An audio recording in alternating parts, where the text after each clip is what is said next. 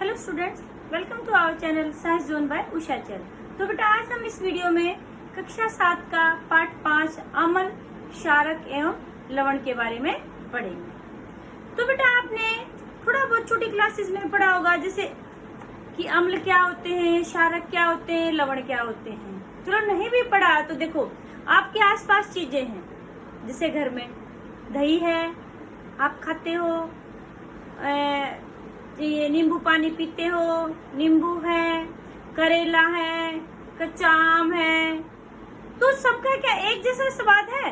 नहीं, कोई कड़वा मिलता है, कोई खट्टा मिलता है, कोई मीठा मिलता है, चीनी मीठी है, नमक नमकीन, मतलब जो चीजें हैं सभी का स्वाद एक जैसा नहीं है। तो जो अलग अलग स्वाद की चीजें हैं तो हम इनको अलग अलग ग्रुप में बांटते हैं। एक मोटे तौर पर पहले कहा जाता था कि जो चीज स्वाद में खट्टी है वो क्या है? अम्ल है। और जो स्वाद में कड़वी है वो क्या है? क्षारक है। और जिसका कोई टेस्ट ही नहीं है, स्वादहीन है, न वो खट्टी न वो कड़वी, तो वो क्या होगी? लवण, यानी कि उदासीन। ठीक है। तो पदार्थ तीन प्रकार के हो गए, अम्लीय, क्षारीय और उदासीन। जो लवण होते हैं बेटे वो भी हमारे हो सकते हैं, अम्लीय लवण, क्षारीय लवण। उदासीन चीज कैसे बनती है? अम्ल और क्षारक दोनों को मिलाकर के उदासीन बनती है। उसमें अम्ल की मात्रा ज्यादा होगी तो लवण कैसा हो गया? अम्लीय हो गया। क्षारक की मात्रा ज्यादा है तो जो लवण है हमारा कैसा हो गया? क्षारकीय हो गया। ठीक है, क्षारीय अम्ल हो गया। तो फिर हम पहले बात करते हैं कि भी जो अम्ल हमारे क्या है, उनकी विशेषताएं क्या क्या हैं। तो अम्लों की जब हम बात करते हैं तो अम्लों की विशेषता में क्या हो गया? इनका स्वाद कैसा होता है? खट्टा।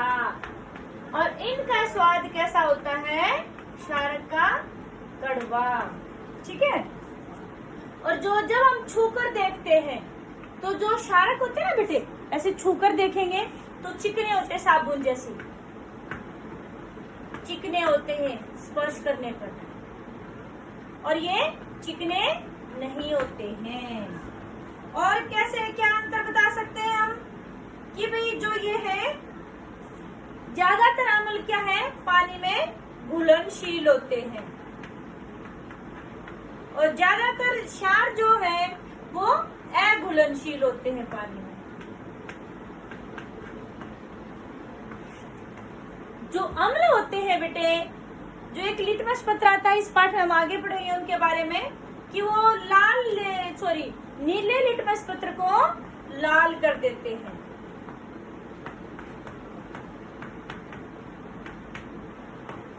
और जो ये आपके क्षारक हैं ये लाल से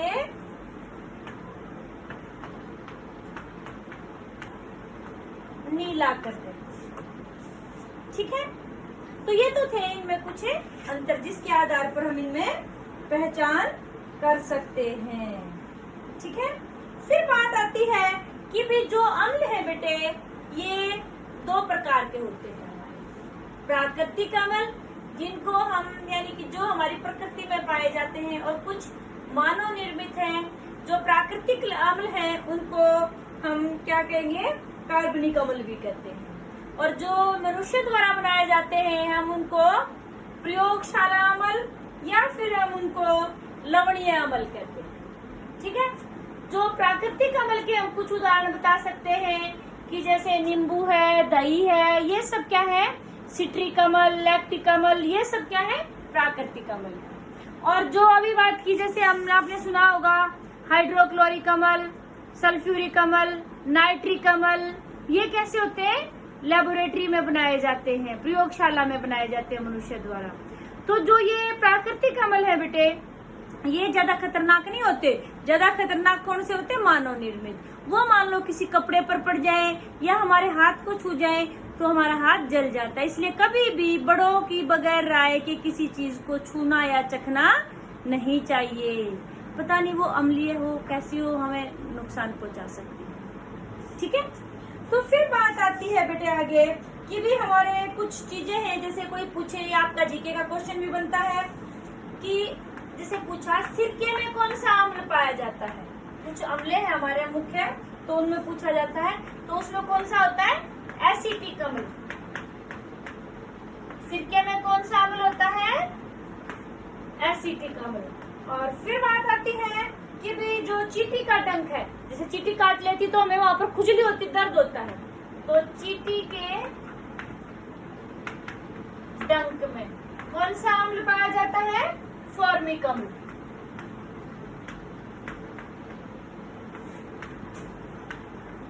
ये आपके कॉम्पिटिटिव एग्जाम्स के लिए भी इम्पोर्टेंट है और आपकी क्लास के लिए भी है। फिर जो हमारे ये खट्टे फल है, नींबू के परिवार में जो भी आते हैं, संतरा है, नींबू है, मौसमी है,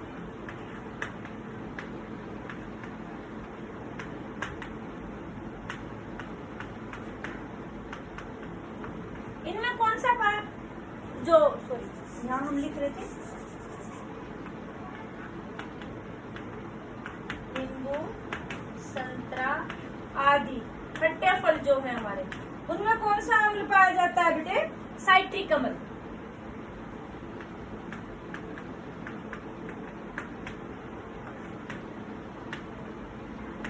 कौन सा अम्ल पाया जाता है, साइट्रिक अम्ल। फिर आगे आता है हमारा दही में। दही में कौन सा अम्ल पाया जाता है, खट्टे ना ये सारी चीजें, तो खट्टे होने के बावजूद भी इनमें अलग अलग प्रकार का अम्ल होता है, सभी में एक जैसा नहीं होता कि खट्टे हैं तो सभी एक जैसे हो गए। इनमें पाया जाता है दही में लैक्टिक अम्ल।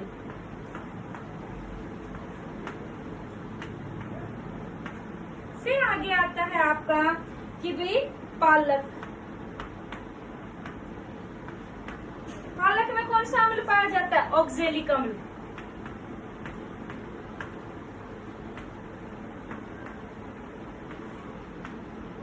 ऑक्जेलिक अम्ल भी बोल देते हैं इसको, ऑक्जेलिक अम्ल भी बोल देते हैं। और जो आंवला है और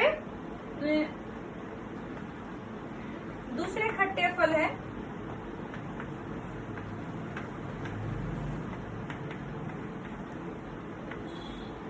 अम्ले के अंदर कौन सा पाया जाता है, एस्कॉर्बिक अम्ल।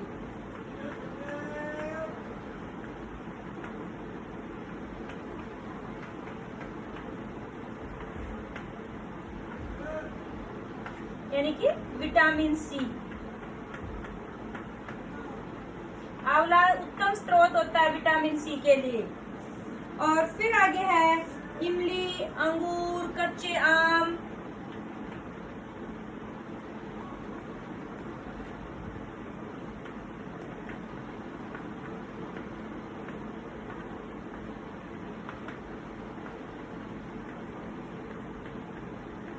इनमें कौन सा अम्ल पाया जाता है बेटे, आपका टार्टरिक अम्ल।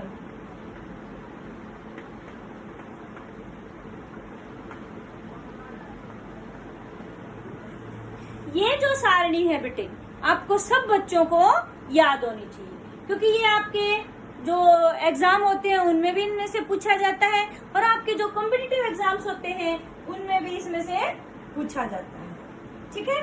फिर आगे बात आती है कि भाई हमें कैसे पता चलेगा कि भाई ये पदार्थ, अभी हमने कहा कि भाई चक्कर भी नहीं देखना चाहिए, छूकर भी नहीं देखना चाहिए, फिर हम दूर से नजर में कैसे बता सकते हैं कि भाई ये चीज अम्लीय है या क्षारीय है या उदासीन है। इसके लिए क्या होते हैं, कुछ सूचक होते हैं। जैसे आप घर में बिजली का जो बोर्ड होता है उसके वहां पर एक छोटी सी लाइट लगी होती है, उसको हम क्या कहते हैं, इंडिकेटर लगा रखा है।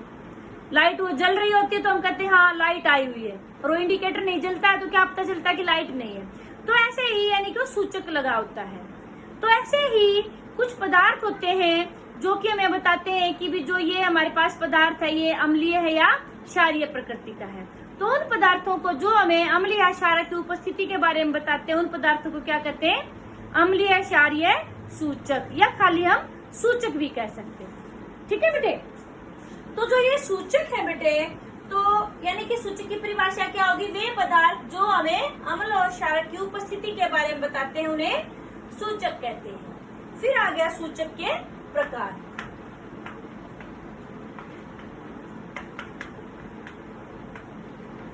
सूचक दो प्रकार के होते हैं। प्राकृतिक और मानव निर्मित या संश्लेषित भी बोल सकते हैं, कृत्रिम भी बोल सकते हैं। कुछ सूचक हमें प्रकृति से मिलते हैं तो उन्हें हम बोलते हैं प्राकृतिक सूचक। इसमें हमारे आते हैं बेटे प्राकृतिक सूचक के उदाहरण पूछे तो हमारा आ गया इसमें हल्दी, लिटमस, गुड़हल की पंखुड़ियां,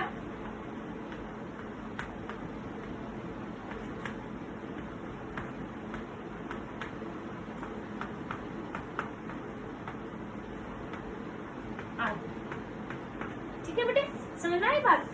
और मानव निर्मित में हम कह सकते हैं मिथाइल ऑरेंज,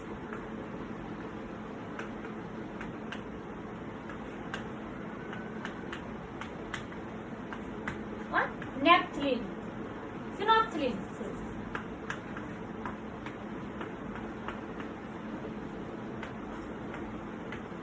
ये हमारे कुछ कृत्रिम सूचक हैं जो कि हमारी लेबोरेटरी में बनाए गए हैं। ठीक है बेटे, तो सबसे पहले हम बात करते हैं जो हमारा लिटमस है प्राकृतिक सूचक, उसके बारे में बात करते हैं।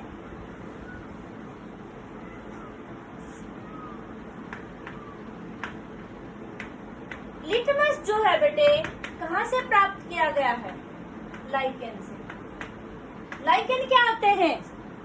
जो हमारी शैवाल और कवक इनका मिश्रण होता है, बने हुए थे अपने आप ये मिक्स होकर के, तो उनके सहजीवी संबंध होता है ये कवक का और शैवाल का, तो उसको लाइकेन बोलते हैं। ये पेड़ की जो छाल होती है वहां पर पाए जाते हैं और ये पहले बहुत होते थे, आजकल नहीं होते। क्यों नहीं होते? क्योंकि ये पहचान होती है जिस क्षेत्र में प्रदूषण नहीं होता वहां पर पाए जाते हैं। आजकल प्रदूषण की मात्रा बढ़ी हुई है तो इसलिए लाइकेन भी मिलने बहुत मुश्किल हो गई है। ठीक है बेटे, तो जो लाइकेन है उससे क्या बनाया जाता है? लिटमस। जो लिटमस जो है बेटे वो क्या है? हमारा प्राकृतिक सूचक है। ठीक है, जब ये उदासीन उसमें डाला जाता है, उदासीन का उदाहरण बता सकते हैं आप कोई? जो हमारा रक्त है ये भी उदासीन है। आशुद्ध जल जो हम डिस्टिलरी वाटर बोलते हैं, डिस्टिल्ड वाटर बोलते हैं, यानी कि आशुद्ध जल, वो भी उदासीन होता है। ठीक है, तो लिटमस पत्र जो हमारे लिटमस जो दो तरह से तैयार किया जाता है लिटमस। एक तो इसका आशुद्ध जल के अंदर इसका डाला जाता है तो ये घोल बन जाता है।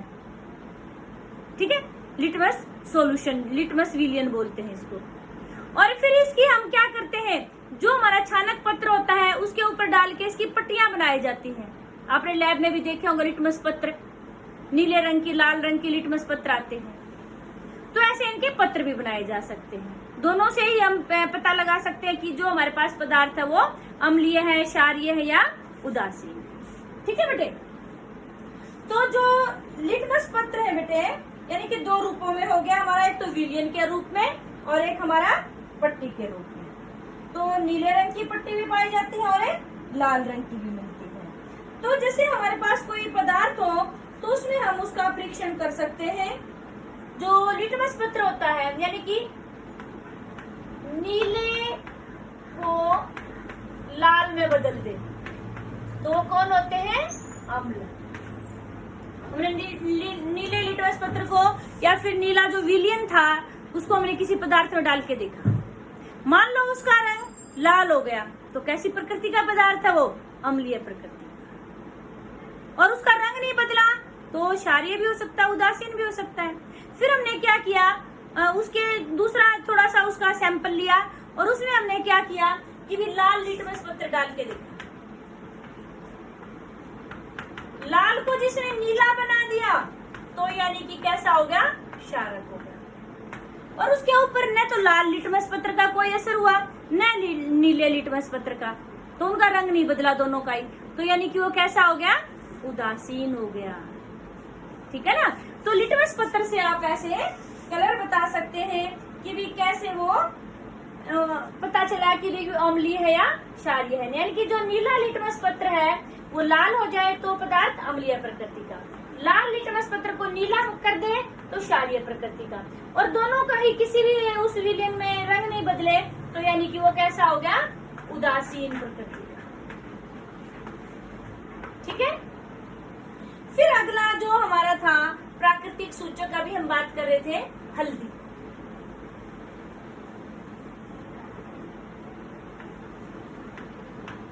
हल्दी पत्र भी बना सकते हैं हम ऐसे ही।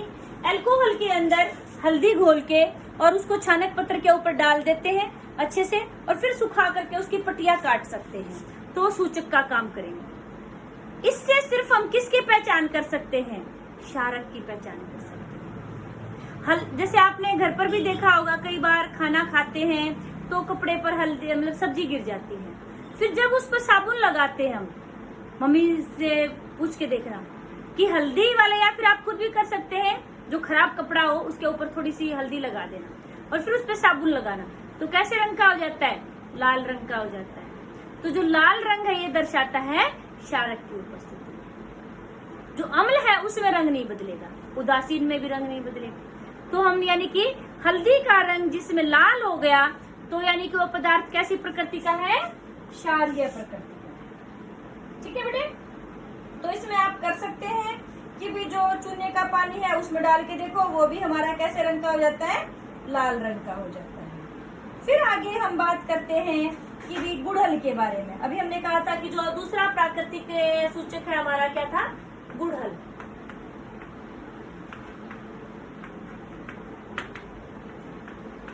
गुड़हल की पंखुड़ियां, तो उनको पीस करके हम उसमें से क्या करते हैं बेटे, रंग निकाल लेते हैं। और जब गुड़हल की पंखुड़ियों को जब हम उसके रूप में प्रयोग करते हैं, सूचक के रूप में, तो हमारा क्या होता है कि भी जो अम्लीय माध्यम होगा,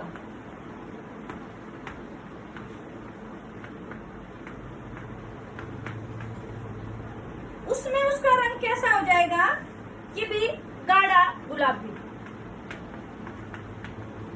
वैसे हल्का गुलाबी होता है, लेकिन अम्लीय माध्यम में कैसा हो जाएगा, गाढ़ा गुलाबी। और उदासीन में इसके ऊपर कोई भी असर नहीं होगा। और जो हमारा क्षारीय सॉल्यूशन है, माध्यम है, उसमें कैसा हो जाएगा, हरे रंग का।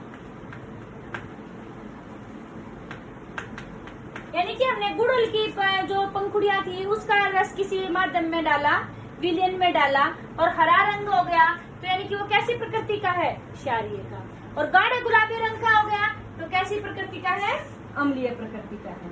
और उसके रंग में कोई बदलाव नहीं आया, तो यानी कि कैसा है, वो उदासीन है। ठीक है। अच्छा, अभी हमने जैसे थोड़ी देर पहले बात की थी सबसे पहले लिटमस पत्र की। उदासीन जब होता है वो, यानी कि हमने उसका घोल बनाया अशुद्ध जल में, तो लिटमस पत्र का रंग कैसा था, जामुनी रंग का होता है, बैंगनी कलर का। ठीक है, उदासीन उसमें।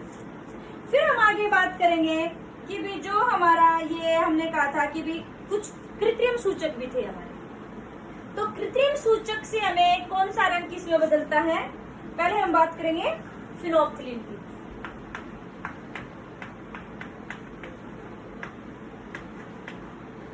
फिनोल्फ्थलीन से हम कैसे पता कर सकते हैं,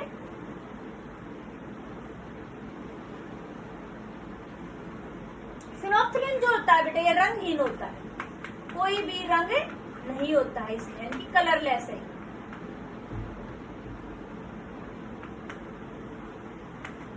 फिर जब हम इसको क्षारीय माध्यम में डालेंगे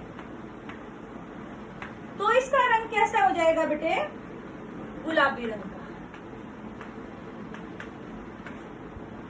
ठीक है। और जब हम इसको अम्लीय उसमें डालेंगे तो कोई भी रंग में बदलाव नहीं आता। तो यानी कि जो फिनोल्फ्थलीन से भी हम किसका पता लगा सकते हैं, हल्दी की तरह से ही है, इससे भी किसका पता चलेगा, क्षारीय का। जब किसी माध्यम में डाल रहे हैं तो उसका रंग नहीं बदलता, या तो वो अम्लीय होगा या फिर वो कैसा होगा, उदासीन होगा।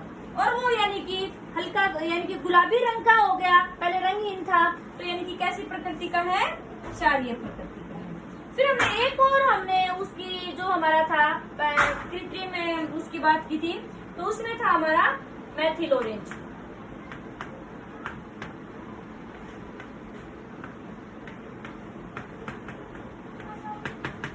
मेथिल ऑरेंज में क्या होता है कि भी अम्लीय उसमें डालेंगे, ठीक है। तो ये एक्चुअल में हमने इसका नाम है ऑरेंज, तो यानी कि ये उदासीन उसमें कैसे कलर का होता है, ऑरेंज कलर का, इसलिए इसका नाम मेथिल ऑरेंज रखा हुआ है।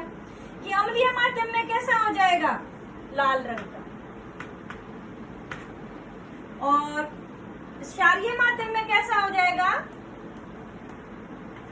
पीले रंग का।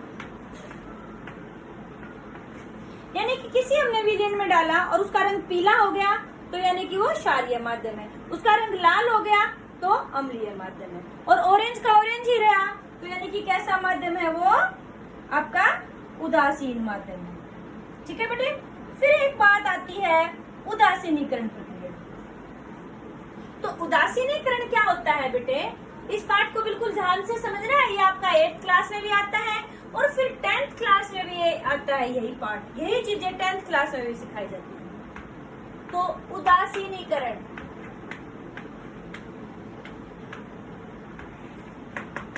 देखो बेटे हमने 2 तरह की प्रकृति बताई थी, अम्लीय प्रकृति और क्षारीय प्रकृति। अम्ल और क्षार जब दोनों मिलाए जाते हैं और वो जल और लवण बनाते हैं तो यानी कि उसकी प्रकृति कैसी होगी, उदासीन होगी, जल की और लवण की। तो इस प्रक्रिया को क्या कहेंगे, उदासीनीकरण प्रक्रिया, यानी कि अम्ल प्लस क्षार क्या बना दिया, जल प्लस लवण। तो यह प्रक्रिया क्या कहलाई, उदासीन, यानी कि वह प्रक्रिया जिसमें अम्ल और क्षारक को मिला करके जल और लवण बनता है, उस प्रक्रिया को क्या कहेंगे, उदासीनीकरण प्रक्रिया। समझ आया आपको? अच्छा, इसका प्रयोग होता है, हम डेली यूज में करते हैं कहीं, जैसे कई बार हमारा जलन हो रखी होती है, बिल्कुल खट्टी खट्टी डकार आती है, उल्टी आने को होता है, तो हम क्या करते हैं, इनो लेते हैं। तो क्या, किस लिए कि हमारे जो पेट में क्या होता है बेटे, अम्लता बढ़ जाती है, पित्त, कई बार कहते हैं बड़े बड़े पित्त बढ़ गया है, एसिडिटी हो गई है, एसिडिटी मतलब एसिड बढ़ गया है ना, अम्ल बढ़ गया, अम्ल को ही एसिड कहते हैं। तो इनो हम क्यों लेते हैं, क्योंकि इनो कैसी प्रकृति की है, क्षारीय प्रकृति की, उस अम्ल से भी क्रिया करता है क्षारक और उसको उदासीन बना देता है, और फिर हमारा जो जलन होती, पेट में दर्द होता है, वो सही हो जाता है। ऐसे ही हमारे जो दांत होते हैं पीले पीले होते हैं, और फिर हम टूथब्रश या फिर नीम के दातुन करते हैं, किस लिए बेटे, नीम की दातुन कैसी है, कड़वी, कड़वे क्या होते हैं, क्षारक होते हैं। तो रात को क्या होता है, जो खाना बच जाता है वो क्या बन जाता है, अम्ल बन जाता है, उसके ऊपर सूक्ष्म जीव भी क्रिया करते हैं, उसको अम्ल बना देते हैं, उसी के कारण हमारे दांत सड़ने स्टार्ट हो जाते हैं और पीलापन आ जाता है।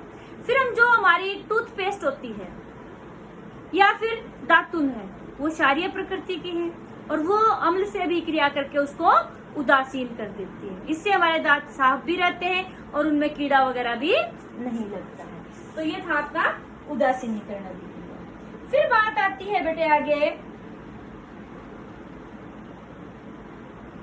कि भी दैनिक जीवन में उदासीनीकरण का भी, जैसे हमने कहा था कि भी कहाँ का प्रयोग हो गए, एक तो हमारे पेट में जो दर्द होता है यानी कि एसिडिटी जब बढ़ जाती है, और इसमें हम इनो लेते हैं, और एक और क्या लेते हैं, मैग्नीशियम हाइड्रोक्साइड। जो चींटी होती है बेटे, चींटी जब काटती है तो हमें दर्द होता है, तो वहां पर क्या डाला जाता है, कैलेमाइन विलियन या फिर सोडियम जो बेकिंग सोडा होता है वो डाल देते हैं। अभी आपको बताया था कि चींटी का जो डंक होता है वो कैसा, वो क्या छोड़ती है, अम्ल छोड़ती है। तो उस अम्ल को खत्म करने के लिए हम क्या डालते हैं, जो या तो कैलेमाइन विलियन लगाते हैं या फिर हम क्या करते हैं, खाने का सोडा भी लगा देते हैं। खाने के सोडे का क्या होता है, सोडियम हाइड्रोजन कार्बोनेट, तो उसको क्या कर देती है, वो उदासीन कर देती है। फिर आगे आता है कि भी हम जो ये है उदासीनीकरण अभिक्रिया से मिट्टी का उपचार भी करते हैं। जब हमारी मिट्टी अधिक अम्लीय होती है, कई बार कहते हैं कि रेई वाली जमीन है, उसमें हमारी फसल अच्छे से नहीं उगती है, क्योंकि फसलों को उगने के लिए भी उदासीन मिट्टी में अच्छे से फसल उगती है। तो ज्यादा अम्लीय हो जाती है तो वृद्धि अच्छी नहीं होगी, तो उसमें हम क्या करते हैं, बिना बुझा चूना यानी कि कैल्शियम ऑक्साइड, ये क्या है,